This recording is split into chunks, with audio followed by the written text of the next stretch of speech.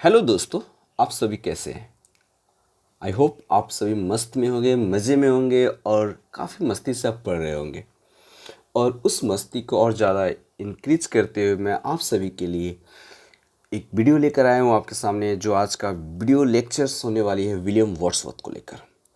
Romantic era का सबसे most prominent writer, most popular famous poet को हम डिस्कस करने जा रहे हैं आज के इस लेक्चर में, जो रोमांटिक एज की फादर भी कहा जाता है। दोस्तों आज की जो टीजीटी और पीजीटी इंग्लिश लेक्चर जो होगा उसमें विलियम वर्ड्सवर्थ भी की बायोग्राफी को डिस्कस करेंगे। कहीं जाना नहीं है आपको छोड़कर, क्योंकि उन सारे पॉइंट को डिस्कस करेंगे जो एग्ज़ाम्स के पॉइंट ऑफ व्यू से काफ़ी ज़्यादा हेल्पफुल होगा।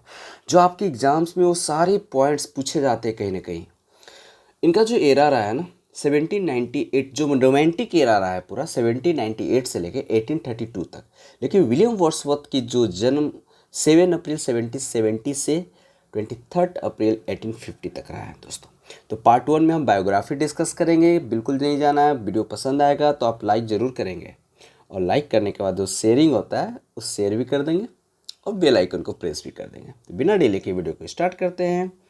कीप लर्निंग, कीप प्रैक्टिसिंग दोस्तों। चलिए, इसमें एमसीक्यू भी कराएंगे। अगर अभी आप मेरे चैनल पर नए नए आए हैं ना, तो इसको आप क्लिक कर लीजिए बेल आइकन को प्रेस करके। ओके, चलिए स्टार्ट करते हैं दोस्तों। सबसे पहले हम बात करेंगे विलियम वर्ड्सवर्थ की बायोग्राफी। इनकी जो जन्म हुई थी ना 7 अप्रैल 1770 को होता है कॉकरमाउथ में, और बाद में वो कम्बरलैंड में शिफ्ट कर जाते हैं। ओके, तो शिफ्टेड भी बहुत ज़्यादा, मतलब ये पूछा जाता है, ऐसा नहीं है, आप ये पूछा जाता है कि कहाँ पर कब शिफ्ट किए। तो 1776 में वो शिफ्ट करते हैं कॉकरमाउथ में, कम्बरलैंड से। ग्रामर स्कूल कह सकते हैं यहाँ पर। ओके, स्कूल SCH यहाँ पर वर्ड जो गलत है ना। चलिए, इनके जो फादर का नाम है ना John Wordsworth, attorney at law होते हैं। Mother name Annie Cookson. इनकी माँ का नाम एनी कुक्सन होता है। जॉन वर्ड्सवर्थ इनके फादर होते हैं, जॉन। इनका जो इनकी जो माँ का डेथ हो जाती है, died, his mother died in 1778। जब इनकी एज, वर्ड्सवर्थ की एज 8 ईयर्स की होती है ना, उसी समय इनकी माँ की डेथ हो जाती है। It's a very means upset day. Father died in 1785। सब एक सीक्वेंस वे में मैं आपको बता रहा हूँ ताकि आपको याद रहेगा। 1778 में मदर की मृत्यु होती है, 1785 में इनकी फादर चल बसते हैं। ठीक है, अब आते हैं 1787 में। तो 1787 में admitted at Saint John College Cambridge. ये 1787 में ये कैम्ब्रिज कॉलेज में एडमिशन लेते हैं, और यहाँ पर 1791 तक, मतलब कॉलेज में एडमिशन लेने के बाद ये 1791 तक यहीं पर रहते हैं। ठीक है, यहीं पर रहते हैं। और इस 1791 में फाइनली इनके पास awarded, he was awarded a degree BA। 1791 में 4 साल कॉलेज में रहने के बाद, कौन से कॉलेज, कैम्ब्रिज कॉलेज में रहने के बाद ये BA पास होते हैं। दोस्तों सोचिए, इतने बड़े पोएट जो सिर्फ BA यानी ओके, तो बैचलर इन आर्ट्स पास होते हैं, MA नहीं किए होते हैं। ओके, पोस्ट ग्रेजुएट नहीं होते हैं, लेकिन फिर भी इनकी पढ़ी हुई राइटिंग, इनकी राइटिंग आप पढ़े बिना आप पोस्ट ग्रेजुएट नहीं हो सकते। सोचिए क्या मतलब कोई इंसिडेंट है क्या। ओके, फर्स्ट, अब उसके बाद 1790 में एक घटना घटता है। 91 में तो ये रहते हैं कॉलेज में, उसके बीच में कहीं फर्स्ट टूर पर निकलते हैं, और टूर था उनका फर्स्ट टूर फ्रांस के लिए 1790 में। 91 में BA मैंने अभी बताया। सेकेंड विजिट इसी साल अवॉर्डेड, BA अवॉर्डेड होने के बाद ये फिर फ्रांस फिर जाते हैं, सेकेंड विजिट जो रहता है। और वहीं जाने के बाद ये लव में पड़ जाते हैं। किसके लव में, fail in love with anti Velan, और इनसे एक बेबी भी जन्म लेता है जिसका नाम होता है कैरोलाइन। ओके, चलिए आगे बढ़ते हैं। 1793 में फर्स्ट पोएम इनका पब्लिश्ड होता है, किस नाम से, एन इवनिंग वॉक करके। और साथ ही साथ इसी साल 1793 में सेकेंड पोएम पब्लिश्ड होती है, जिस पोएम का नाम होता है descriptive sketches. Okay, descriptive sketches second poem 1793 में ही पब्लिश्ड होता है। फर्स्ट पोएम भी पब्लिश्ड होता है, एन इवनिंग वॉक करके। दोस्तों नेक्स्ट जो हम बात करेंगे 1793 में ही ये पोएट का जो इनका फर्स्ट टूर होता है Tintern Abbey. Actually Tintern Abbey कह सकते हैं कि 3 टाइम्स पोएट विजिट करते हैं, आगे डिस्कस करेंगे लेकिन फिर भी बता देते हैं। 1793 में फर्स्ट, 5 साल के बाद 1798 में सेकंड, और जो थर्ड जो टिंटन एबी जो विजिट करते हैं वो 1841 में। ओके, मरने से पहले। समझ में आ रहा है बातें? तो इस तरीके से चीज़ें यहाँ पर हम लोगों ने देखा। नेक्स्ट 1795 में ये सेटल्ड हो जाते हैं दोस्तों रेस्ट टाउन में। उसके बाद फिर डॉर्सेट शायर में शिफ्ट करते हैं, एंड वहीं पर डॉर्सेट शायर में ही शिफ्ट जब करते हैं, सेटल्ड होते हैं, तो वहाँ पर एस.टी. कॉलरिज से मुलाकात होती है। ST. Coleridge most famous romantic poet में जाने जाते हैं, इनका भी हम वीडियो बनाएंगे फर्स्ट टाइम। ओके, 1798 में अगर हम बात करें दोस्तों तो इनकी कलेक्शन लिरिकल बैलेट्स पब्लिश्ड होता है, और जिसमें 23 पोएम्स होते हैं दोस्तों। Very very important, lyrical ballads इतनी फेमस होती है जिसमें 19 पोएम जो होता है वर्ड्सवर्थ की लिखी होती है और 4 कॉलरिज की, दोनों मिलकर कलेक्शन ऑफ पोएम को पब्लिश करते हैं लिरिकल बैलेट्स के नाम से। ओके, तो यहाँ तक आप लोगों का आई होप क्लियर हो गया। आगे देखते हैं। लिरिकल बैलेट्स जो है दोस्तों 4 टाइम्स पब्लिश्ड होती है, एडिशन आती है। वो क्या क्या है इसको देखते हैं। 1798 को काफ़ी ज़्यादा इसलिए भी रिमार्केबल एज बोला गया क्योंकि इसी एज में दोस्तों इसलिए 1798 इम्पॉर्टेंट है क्योंकि इसी एज में it is the beginning of the romantic movement. Romantic movement का ये बिगिनिंग था, और डेथ ऑफ क्लासिकल वन का डेथ था।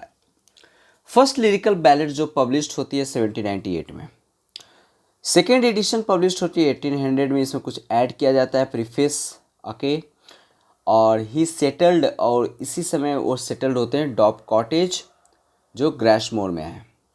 थर्ड एडिशन जो पब्लिश्ड होता है 1802 में दोस्तों, इसमें एडिट किया जाता है appendix on poetic diction, appendix on poetic diction. और फोर्थ एडिशन पब्लिश्ड होती है 1805 में दोस्तों।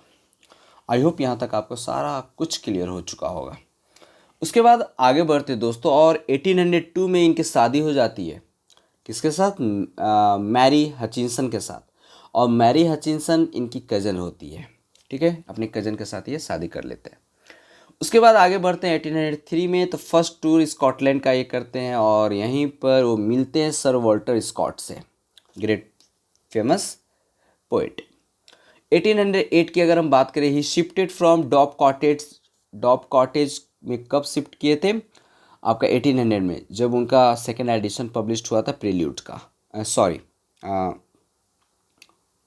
लिरिकल बैलेट्स का, ठीक है। तो वो 1808 में वो शिफ्ट कर जाते हैं डॉब कॉटेज से एलन बैंक ग्रासमोर। ओके, और उसके बाद ये इतना इम्पॉर्टेंट है ना शिफ्टेड वाला कि एग्ज़ाम से पूछी जाती है।